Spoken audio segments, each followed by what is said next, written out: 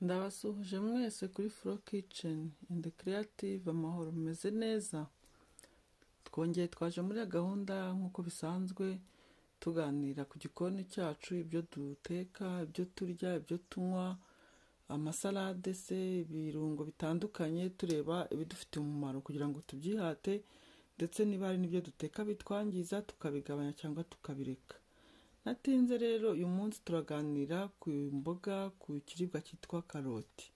Karoti cyangwa se ji ya karoti, turebe icyo bidufasha, tubyihate kubera ko ari byiza cyane, ndetse turebe n'indwara birinda cyangwa se bivura, ku buryo umuntu ufite icyo kibazo yabasha gutangira gufata ji ya karoti cyangwa se amasalade ya karoti kugira ngo amererwe neza, kuko niyo ntego yacu, kugira ubuzima bwiza, kubungabunga amagara yacu. Twagiye rero, grâce à sa richesse en potassium, la carotte est un légume que l'on classe dans la catégorie des diurétiques naturels. À ce titre, elle est idéale pour drainer le foie, nettoyer le lait et lutter contre la rétention d'eau et les calculs rénaux. Karoti ngo ni uruboga rwiza cyane ku buryo butangaje. Karoti ngo ni nziza, ishobora gufasha cyane umwijima ukamera neza.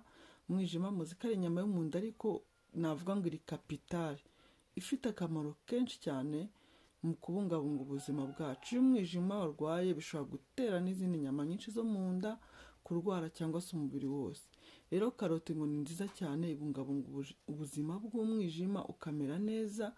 Karoti itunganya impyiko zacu zikamererwa neza, kandi ngo karoti ituma umubiri wacu utabika amazi menshi adakenewe yandi ashobora kudutera ibibazo.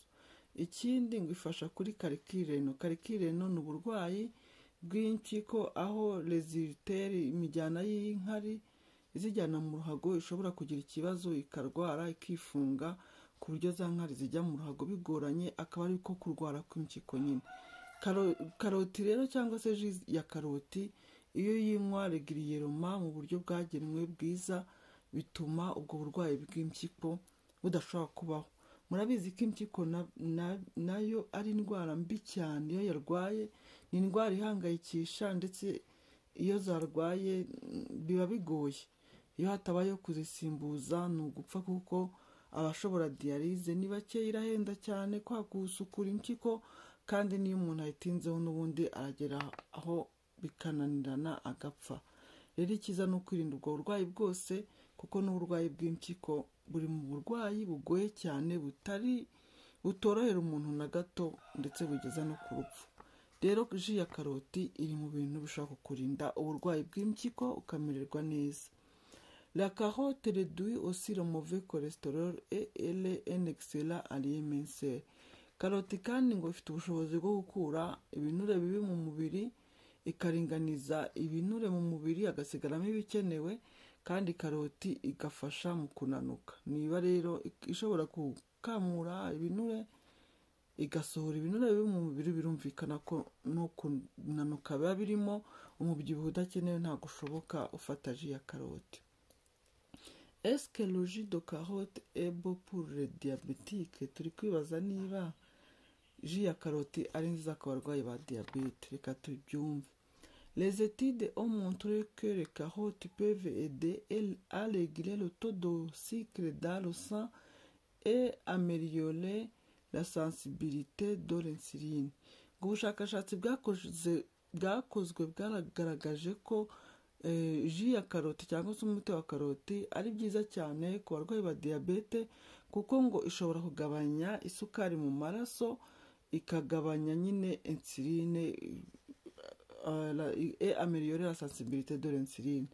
Ibijyanye no kuba umuntu byose yarwara diyabete, karoti irabiregira bikagenda neza, ku buryo umurwayi wa diyabete ikira, isukari ikagabanuka mu maraso ikajya ku gipimo cyagenwe. Le jus de carotte peut être bénéfique pour les personnes atteintes de diabète de type 2, mais il est important de le consommer avec modération et de surveiller votre glycémie. Pour en être sûr, on peut utiliser les salades de carottes. Ji ya karoti ngo ni nziza cyane ku barwayi ba diyabete y'isukari nyinshi type D, ishobora kugabanya isukari mu maraso nk'uko twari tubivuze, ariko nta gukabya. Bisaba ko uyinywa moderasiyo, ntukabye kuko ukabije nanone ntacyo yagufasha. Kuko ku barwayi ba diyabete babagirira inama ko kugira ngo ube sure, niba udashoboye kwipima buri kanya ngo urebe uko bimeze, wakoresha karoti ubwayo, salade zayo cyangwa se ukayihekenya aho kugira ngo ukoreshe ji. Kuko twabonye ko muri cya kiganiro kitubwira les index glycemiques des aliments, uko amasukari angana mu byo turya, twabonye ko iyo ukoze ji isukari yiyongera kuruta uko warya cya kiribwa wakozemo ji ubwacyo. Kuko iyo kiri ubwacyo bukiryanye na bya bikatsi na fibre byose, ku buryo isukari yacyo idahita yinjira vuba mu maraso. Ariko iyo kinywaye nka ji, isukari iriruka ku buryo ku murwayi wa diyabete akabije adashoboye kubikontorora bitagenda neza. Icyiza rero ni uko wajya ukoresha salade aho gukoresha ji cyane. Hano turi ku kiribwa cya karoti, ubwo ni ji na amasalade cyangwa se ko wahekenya, umuntu aragenda areba icyo ajya akoresha bitewe n'ikibazo afite.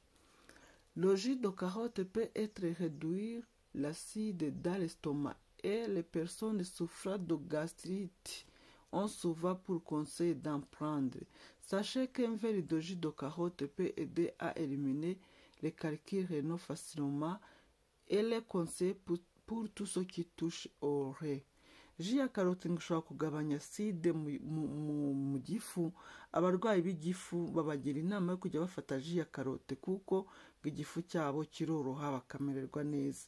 Noneho ngo tumenye ko ikirahuri cya ji ya karoti ku munsi gishobora gukuraho rekarikireno, ya ndwara twabonye y'imijyana y'inkari ifata mu mpyiko, indwara y'impyiko ntabwo ushobora kuyigira ufata ikirahuri cya ji ya karoti buri munsi. Birumvikana ko n'ufite ikibazo cy'impyiko ashobora kujya ayikoresha buke buke akagenda amererwa neza, zikageraho zigakira.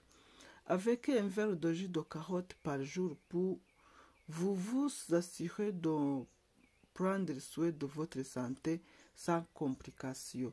Ngo wimenyereje kujya ufata ikirahuri cya ji ya karoti buri munsi, waba ubungabunze ubuzima bwawe, wahita ugira icyizere ko ubuzima bwawe butazigera bujya mu kibazo ku bijyanye n'izo ndwara zose tuvuze. Ce régime se caractérise également par sa teneur en bêta-carotène et le bêta-carotène est un antioxydant indispensable pour prévenir le vieillissement des cellules du corps. Iyi uruboga rwa karoti ngo rwifitemo ibyo bita beta carotene ku rwego rwo hejuru. Iyo beta carotene akaba ari antioxidant ikomeye cyane, ifasha mu gusohora imyanda mu mubiri, mu kurinda umubiri gustoka imyanda no kugira bya binure bibi twavuze, noneho par conséquent bikabuza amaserere kuba yakwangirika cyangwa ngo asaze nta gahunda, c'est-à-dire réduire le risque de divers types de cancer. Ya serire ameze neza, yiregenera neza, ntago ashobora gusaza, kandi gusaza kw'amaserere twabonye ko ari byo bitera kanseri. Rero icyo gihe yifata ji ya karoti, amaserere akamera neza, agahora ari jeune, bituma wirinda indwara zitandukanye z'amakanseri, kuko gusaza kw'amaserire no kwidevelopa nabi kwayo niko kurwara kanseri. Ndumva ahangaha biri gusobanuka. Karoti kandi baravuga hano kwirinda indwara z'amaso hafi ya zose, kubera ko nyine yifitemo ya vitamine A, ya beta carotene induka vitamine A, kandi vitamine A ikaba iri konseye ku bantu bafite indwara z'amaso kuko irazivura, kandi bigafasha n'uruhu rwawe kumera neza. Iyo ufata ji ya karoti kubera izo nitrima yifitemo, bituma uruhu rwawe rumera neza, amaserere agahora ari jeune, bigatuma n'umuntu atagira ubusaza. Ugasanga umuntu afite imyaka myinshi ariko utamenya ko iyo myaka yegejejeho, bitewe n'uko asa neza n'uko adasaza, bitewe n'ibyo afata. Cyane ko ibyo dufata nyine aribyo bishobora gutuma turwara tugasaza nabi, cyangwa se tugahora dusa neza ku ruhu. Rero dufate ji ya karoti, murumva ko ifite ibyiza byinshi. Ufate ji ya karoti, dufata amasalade, dushobora no kuyihekenya. Karoti ushobora kuribwa mu buryo butandukanye rwose, ariko niba urwaye diyabete ntukayirye itetse kuko iba yazamuye isukari, wajya uyifatira mu masalade. mwakoze rero, ngaho mutunganye karoti, ntibigoye ntihenze, muyikoreshe cyane mu biribwa byanyu, mumererwe neza. Ciao ciao.